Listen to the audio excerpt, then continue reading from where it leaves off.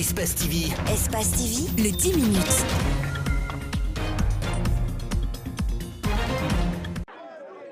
Mohamed Batos Camara, à peine sorti de la salle, devant un dispositif sécuritaire, livre ses premières impressions après avoir été élu maire de Matoto, en l'absence de son adversaire Kalemodou Yansane. Mais le premier défi d'abord, c'est pour que tous les conseillers puissent mettre en tête que c'est la commune de Matoto d'abord. Il y a eu également 7 autres qui ont été élus vice-maires, dont une femme qui se retrouve dans le conseil exécutif. Avec l'union qui va être entre nous, je crois bien, les conseillers, nous, Inch'Allah, nous allons parvenir à faire le maximum de nous-mêmes. Je mettrai toute mon expérience, tout ce que nous pouvons apporter à leur service parce que ce qui compte, c'est cette équipe qui est constituée en conseil communal. Peu avant, quelques militants du RPG Arc-en-Ciel ont manifesté leur joie et crié victoire après l'élection de Mohamed Batos Camara. Oui, la victoire est confirmée et c'est fini. Et c'était vraiment prévisible. Et le RPG à Matoto, et la victoire était déjà acquise. On déplore effectivement le fait que l'UFDG a utilisé la politique de la chaise vide et en matière de politique on ne fait pas ça. Si l'UFDG ne vient pas pour participer à une élection de ce genre, mais qu'est-ce qu'on peut? Des animations s'en suivent, comme tout cela était prévu. La veille, l'UFDG, dans une déclaration, a montré sa non-participation à une nouvelle élection du maire de Matoto. Né en 1950 à Koumana, dans la préfecture de Kouroussa, l'ancien président de la délégation spéciale de Matoto n'est plus. Son décès est survenu dans la journée de ce mercredi, des suites d'une courte maladie. Koumana Keita a été un homme de toute sa dimension, un homme qui a incarné sa valeur intrinsèque. Avec son esprit cartésien, il a travaillé pour Matoto. Nommé maire en 2010 dans la commune de Matoto, le défunt était aussi fondateur des écoles privées Koumandian Keita. Il laisse un grand vide dans le monde du système éducatif guinéen. C'est un jour sombre pour la Guinée et plus particulièrement pour la commune de Matoto. L'ancien président de la délégation spéciale de Matoto rejoindra sa dernière demeure ce vendredi dans son village natal à Koumana, dans la préfecture de Kouroussa. Installée en 2010, la station de pompage d'eau de Demoudoula fonctionne de nos jours au ralenti. Sous les 6 forages destinés à desservir les zones de Kapororaï équipés, certains sont en panne par faute de câbles, d'autres par faute de maintenance. Le constat, dans l'ensemble, il y a un déficit de production bien sûr, mais il y a un déficit de maintenance curative, préventive et curative au niveau de la Société des eaux de Guinée. Je ne suis pas venu chercher des sanctions, je suis venu chercher des solutions. L'eau manque dans les robinets, au même moment l'électricité aussi. La centrale d'équipé qui produit 50 MW a été aussi visitée par le ministre. Tout semble aller bien ici. Les 6 groupes installés sont tous en marche.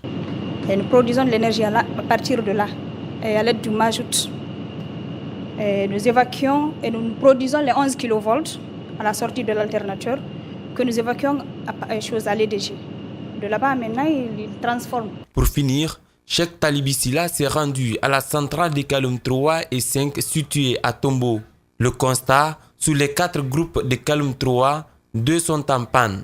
Quant à Kaloum 5, une pièce est à rechanger. Il y a des quartiers en ce moment qui n'ont pas de courant. Au moment où la centrale est arrêtée pour des petits défauts qu'on ne peut pas qualifier. Alors, la même chose, on vient de voir la centrale de Kaloum 5. C'est la première fois que je vois une centrale gérée par EDG aussi propre. Donc, on s'en réjouit pour ça. Et là aussi, il y a une panne.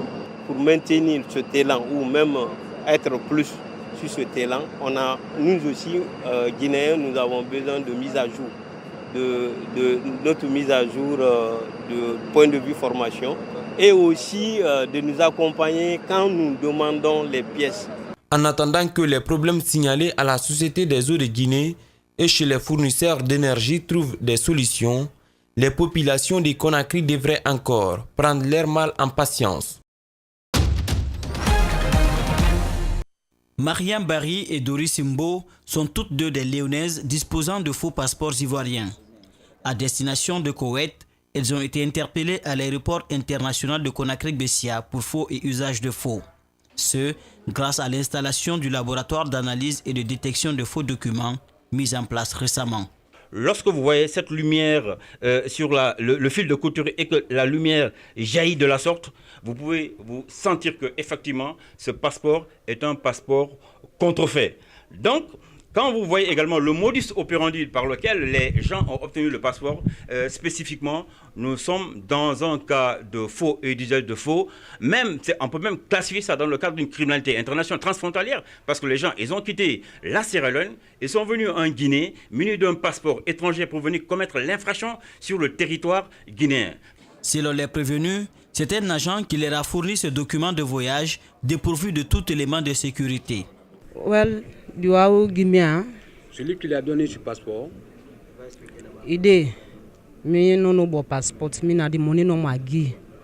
Elle a donné que l'argent. Celui qui l'a donné le passeport, il est là, il le connaît bien. Il a donné seulement l'argent.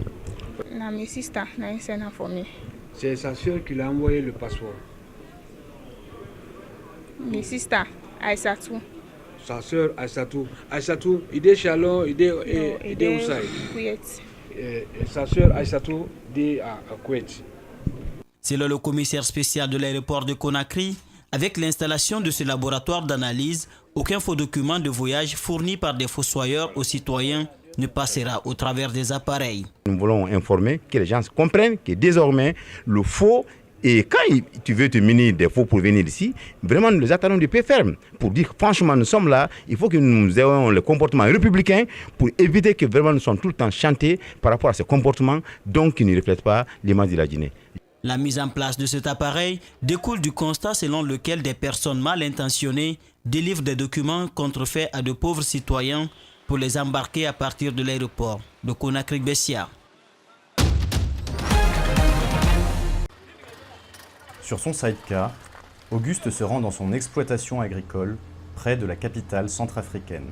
À Bangui, Clément Ndotizo poursuit ses investissements en attendant la rentrée du Parlement où il a été élu député. Quant à Fayadred, il fait ses dernières répétitions avant un concert.